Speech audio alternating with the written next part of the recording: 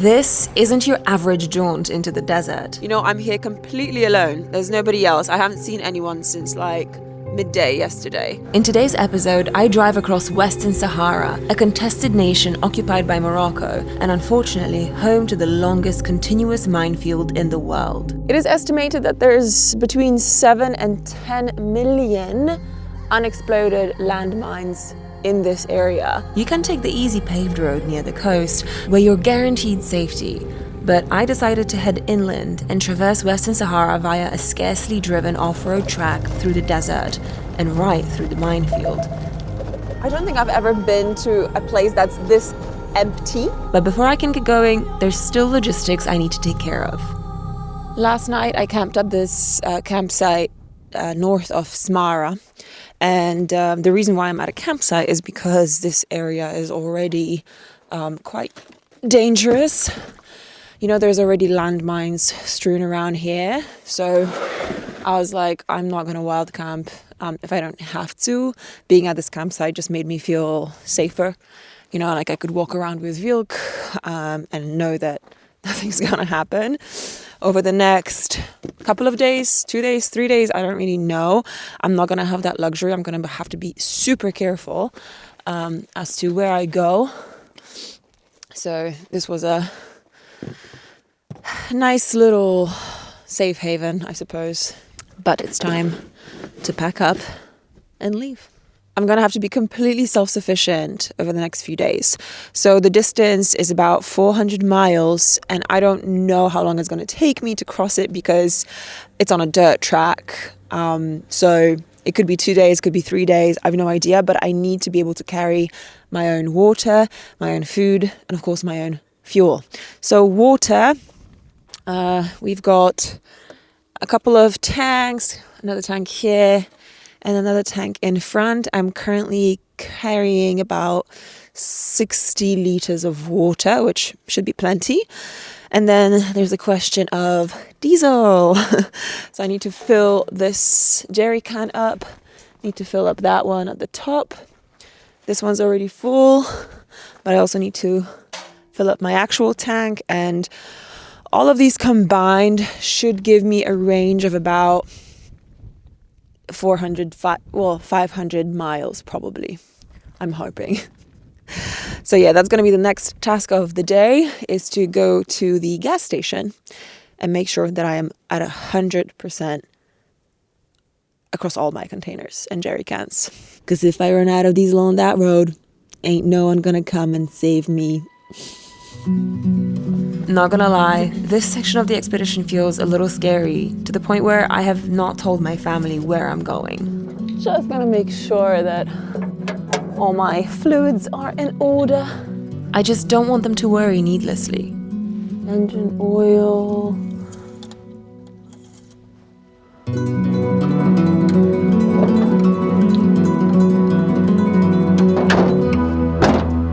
Odyssey, please do not break down for the next, like 800 miles, just to be on the safe side, okay? No breaking down, no issues, you're gonna be fine. We're gonna be safe, just don't break down. That's all I ask, okay? Good girl. Okay, first stop, diesel. Technically, my main fuel tank should be enough to get me across.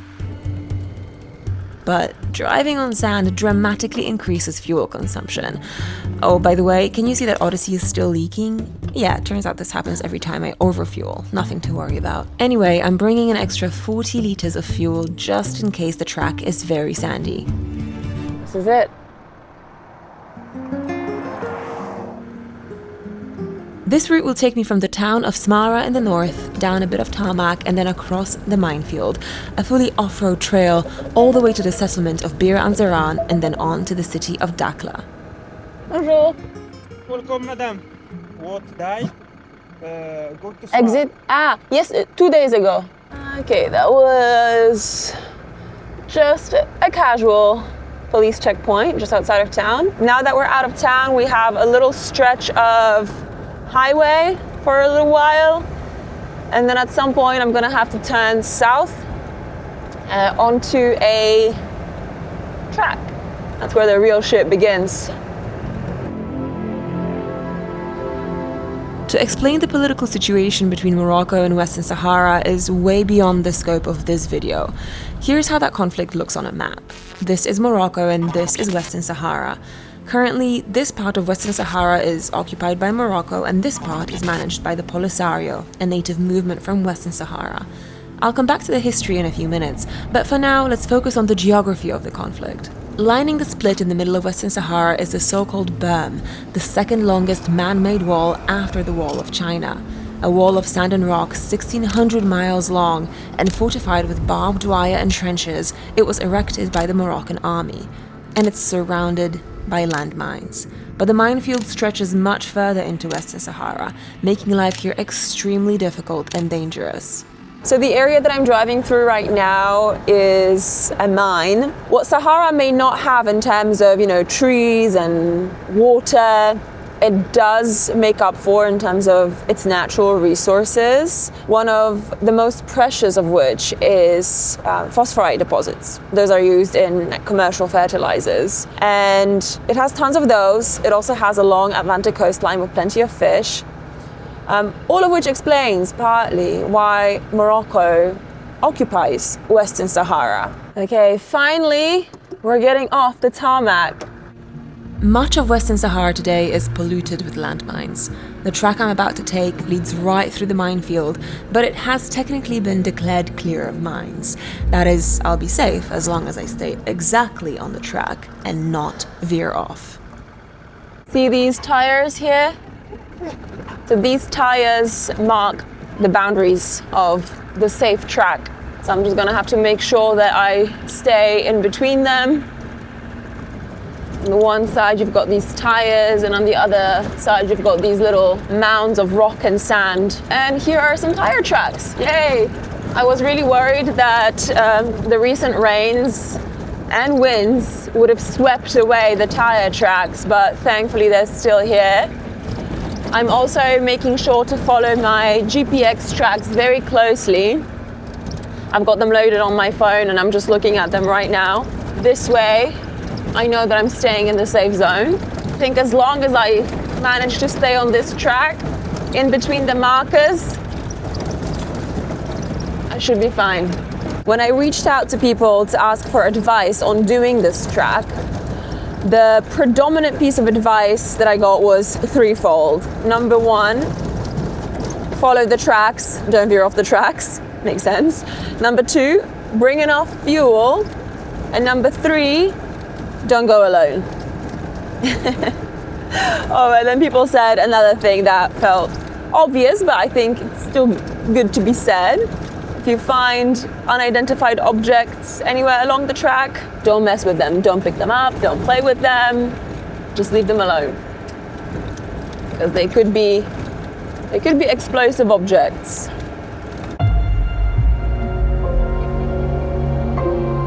I quickly realized that the track was just an open space where sometimes you could see old tire tracks and sometimes you couldn't.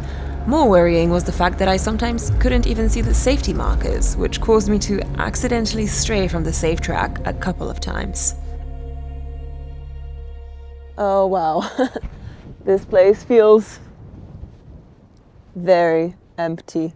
Okay, I stopped by the side of the road here because I want to reduce my tire pressure.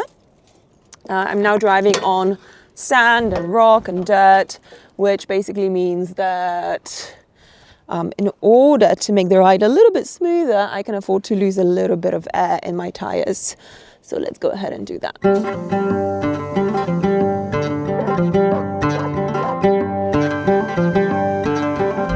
It is estimated that there's between 7 and 10 million unexploded landmines in this area.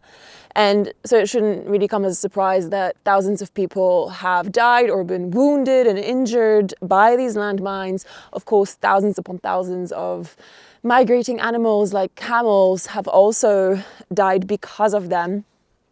And the reason why these landmines are here is very complex, but it all is related to the occupation of Western Sahara by Morocco.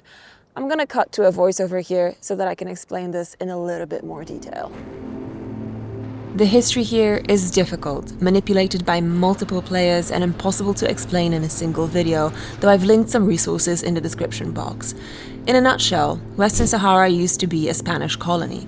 After the Spanish left, the Sahrawis, the people native to the region, were promised independence. But to cut a long story short, they were betrayed, and instead control over Western Sahara was claimed by neighboring Morocco. They claimed that these are Morocco's historic lands and therefore they belong to Morocco. This, of course, has led to bloody conflict, hundreds of thousands of Sahrawi refugees fleeing across the border to Algeria, and the continued oppression of those Sahrawis who stayed in Morocco. It's pretty wild to me that I get to drive across this contested landscape just to fly on a wall, observing. And what a place to observe. So pure in its minimalism, monotonous to the point of being absolutely hypnotizing. You know, this place is really, really wild because I don't think I've ever been to a place that's this empty. And when I say empty, I mean, yeah, devoid of any like villages or towns, but also like no landmarks at all, no mountains, no trees, no buildings, nothing, just like nothing to hang your eye on aside from these little mounds of sand that demarcate the trail. Nothing else. Nothing else. Just sand and scorched earth as far as the eye can see.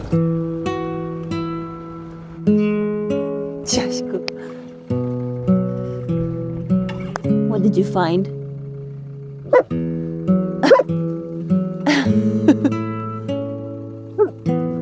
Oh, boy, leave him alone.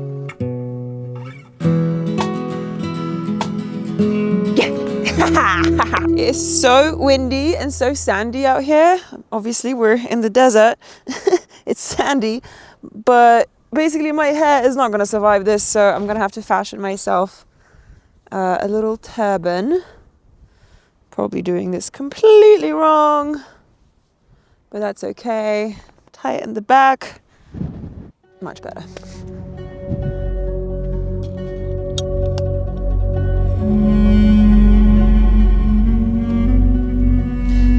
Oop. This is going to be a little bit harder than usual because I've got an extra 20 kg on the roof. Yep. That diesel really adds up.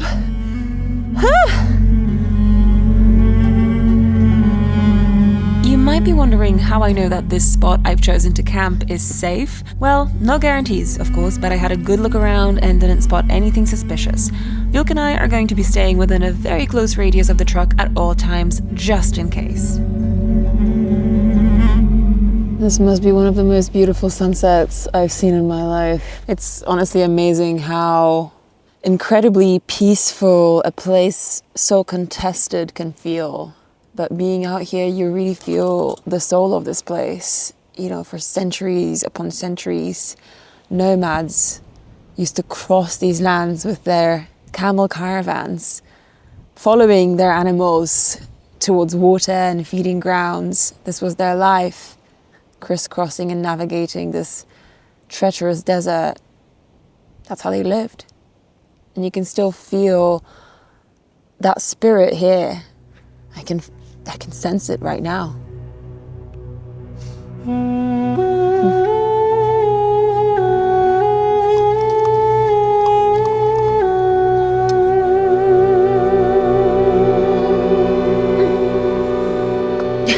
my food.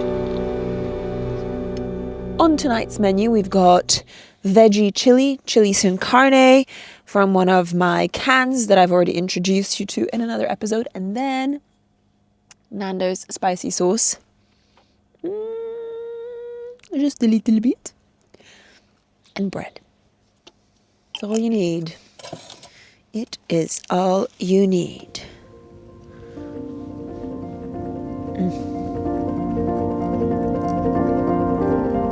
Oh, so good.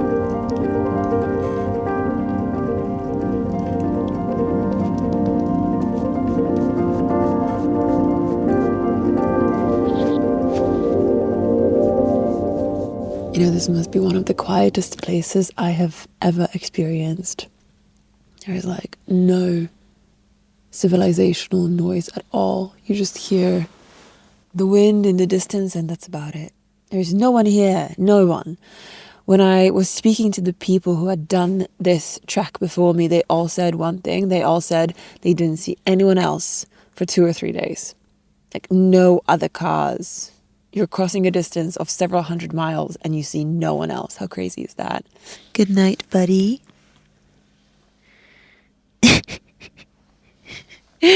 Look at him down there. I think he's ready for me to go upstairs and give him some space. So, there we go. Oh, my little nook. Okay, I'm gonna read my book. So this is a book that I read, that I've been reading about Western Sahara. Unfortunately, I don't think there's an English translation, although I really think that there should be. It kind of tells the tale of these Western Saharan women who have been fighting in the resistance, fighting for independence. And it's really quite shocking, very, very, very eye-opening, amazing book. So I'm going to read a little bit, and then I'm going to journal a little bit, and then I'm going to go to bed in one of the quietest places I've ever been to. There's no one around for, I can probably say with almost certainty, there's no one around for like 100 kilometers anywhere around me, which feels a little wild. Anyway, tomorrow we keep going, and tomorrow I'll tell you a little bit more about like my emergency procedures out here and all that good stuff. But yeah, for now I'm knackered, so I'm gonna get under my duvet, read a little, and go to sleep. Good night, you guys. Good morning. We had a really crazy night here. It was so windy that the car was just going like the whole night. Not fun. And then the sun just started rising, and I'm seeing very, very weird weather out there. Let me show you what I mean. It is still quite windy, very windy. You can see there's this like haze over the desert and dark clouds behind me. Dark clouds mean rain, and it is in fact drizzling a tiny bit. Wow, such an eerie place.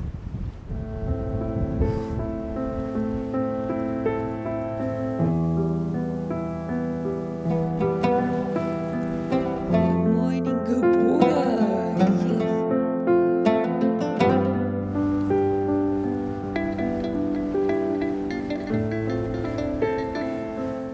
Do you see that rainbow?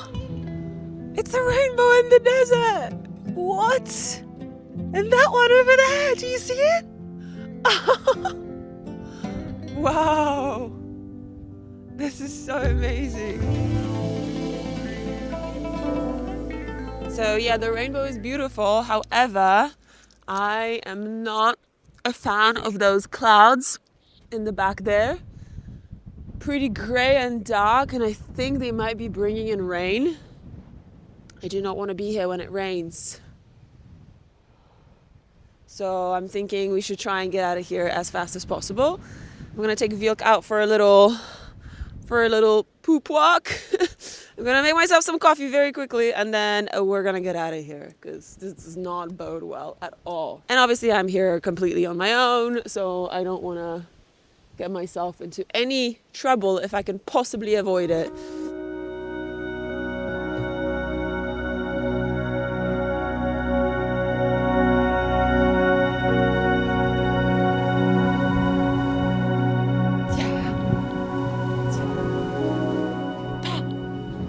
Holy shit!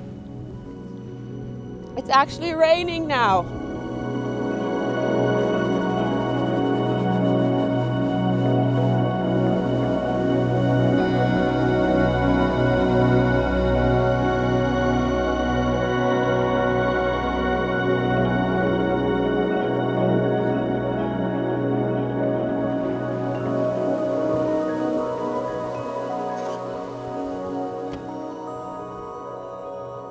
So situations like this where, you know, the weather turns bad might leave you wondering, like, what is my emergency procedure in places like this? You know, I'm here completely alone. There's nobody else. I haven't seen anyone since like midday yesterday.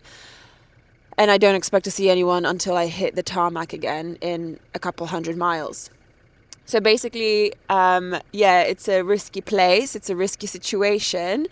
And what I'm doing right now is I've got my Starlink on the entire time, and it's sharing my live location with a couple of people, so they know exactly where I am at all times.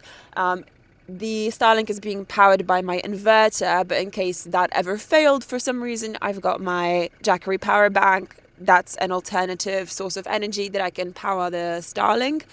And then if that fails for whatever reason, then I've got this. It's a little Garmin InReach tracker / messenger. So I can always hit the SOS button on this or simply message someone to come and rescue me.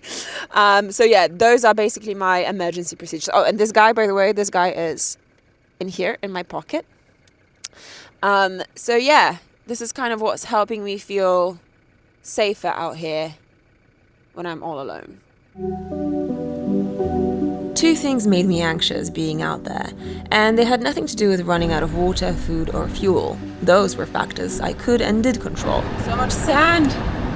Deep, deep sand. Ooh, don't want to get stuck out here. What worried me was, of course, hitting a stray landmine that may have been moved by the strong winds, and the possibility of Odyssey breaking down. This isn't the kind of place where you can just call up a tow truck. And unfortunately, it seemed like Odyssey was not feeling great. Yeah, everything is going great. The weather has improved. There's just one thing that's been bothering me. And you need to listen to this to understand what I mean.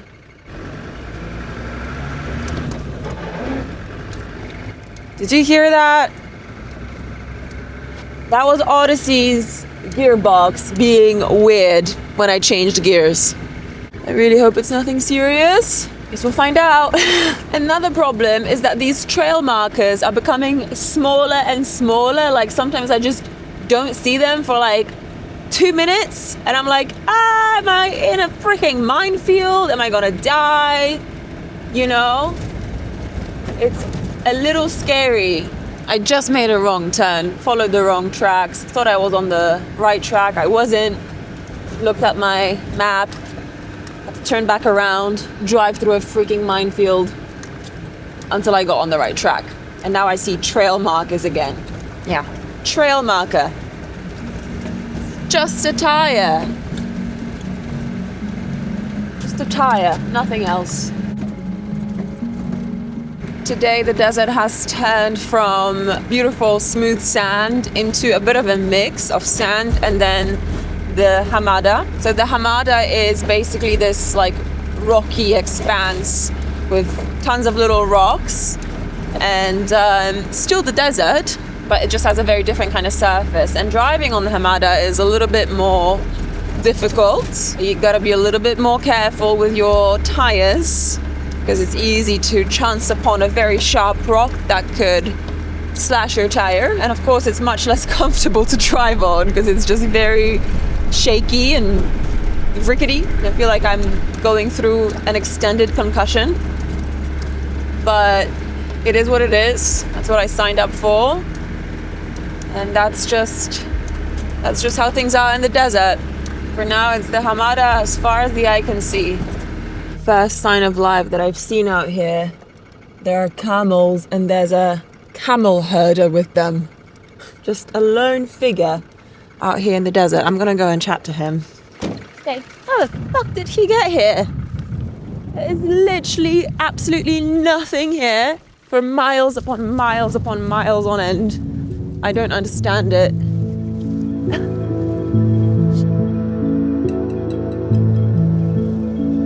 Bonjour. Ça va? Vous venez d'où? Village? Où? When? Hein? No village? Ah, pour dormir? Ah. لا مع البل. Just here. لا صدراء. اوكي في صدرها مانط. اها ايه اوكي والله. واحد احنا اثنين. two اوكي وين ثاني. ok. Vous voulez de l'eau? Oui, merci. Ok, ça va. Merci. Et date? Et orange. Ok, ça va. Oui. C'est magnifique. Hein? Sahara, magnifique. Magnifique. Oui, mashallah. Comment tu t'appelles? Khalid. Khalid. Oui. Ok, moi, Eva. Eva. Oui. Ok. Bir Anzaran? بلد زران. طريق هي هذه. Ok. إلى قدرون. Good road. قدرون. Ok. هذه إلى قدرون. Ok. 1 hour? 1 heure? إلا هي وحدها. Okay, shukran. Ma salama. Okay, Khalid said, I think he said that Bir Anzaran, which is the little settlement that I'm aiming for next, is about an hour away. That way. All right, you ready? You ready to go? I wondered what it was like for Khalid to wander this dangerous place with his animals. Over 2,500 people have been killed by mines since the conflict began in 1975, and landmines are a threat to all camel herders, nomads, and livestock today. The United Nations Mine Action Service works to remove them alongside Sahrawi locals, but it seems like a never-ending task. And just to give you an idea of just how serious and current this landmine situation is.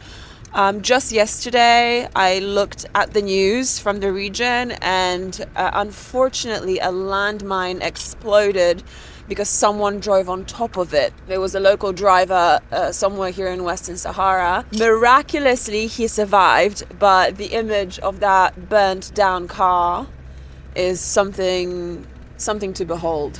So yeah, I mean, the mines do keep going off. They are here. They continue to be a threat to civilians and to animals. So yeah, you just got to be really, really careful.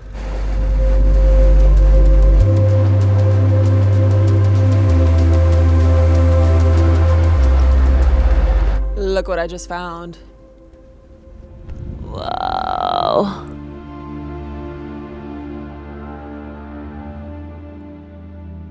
How amazing is this? I don't think this belongs to anyone. So maybe we can claim her? Wow. Wonder how she died, or he died. Wonder if it was heat exhaustion or lack of water, dehydration, starvation, a mine, an injury. I still can't figure out whether these horns once belonged to the common Barbary sheep or the much more rare Addax antelope. If you have an idea, let me know.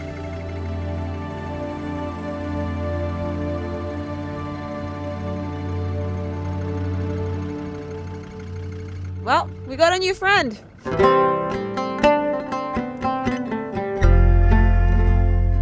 Hang on. I don't believe this. What? Already? Look at that. That's a tarmac road. Yep. That's tarmac. I guess that means we're done. Well, I didn't even have to dip into my spare diesel because the next gas station came sooner than expected. So I got some fuel and a cold drink, thanked Odyssey for not breaking down despite the weird sounds, and thanked the stars for making it out of the danger zone safely. This was a very challenging trail, more so psychologically than physically. I know how sensitive the question of Western Sahara is to Morocco, so I know that there's going to be hate. But in this day and age, governments should not be allowed to just get away with annexing other people's land by force, whether it's Ukraine, Palestine, or Western Sahara. I invite you to learn about this forgotten conflict using some of the resources I've linked below. Thank you so much for watching.